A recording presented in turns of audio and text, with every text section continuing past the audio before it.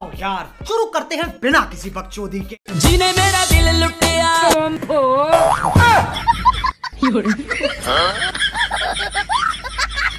खुशी को खरीदा नहीं जा सकता जनाब, लेकिन पटाया जा सकता है।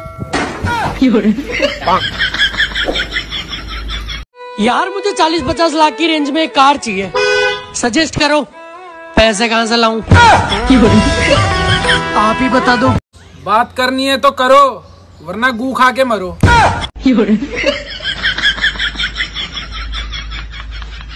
भाई कहते हैं जिंदगी सब कुछ सिखा देती है। अच्छा, फिर मुझे इंग्लिश क्यों नहीं सिखा रही?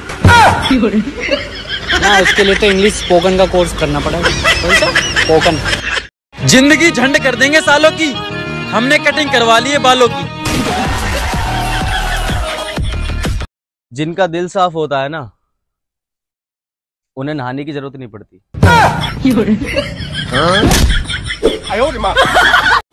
साला फेक आईडी वालों की भी हद हो गई यार। आज महात्मा गांधी की फ्रेंड रिक्वेस्ट आई है। कुछ लोग गर्मी से ऐसे परेशान हो रहे हैं जैसे पिछली साल इन्होंने गर्मी स्विट्जरलैंड में बिताई थी। मजा आया। तुम लोग नए हो तो सब्सक्राइब करो, वो जो लाल वाला बटन है उसके साथ सूर्य नमस्कार करो या फिर अनुलोम विलोम, मुझे नहीं पता, बस क्लिक हो जाना चाहिए।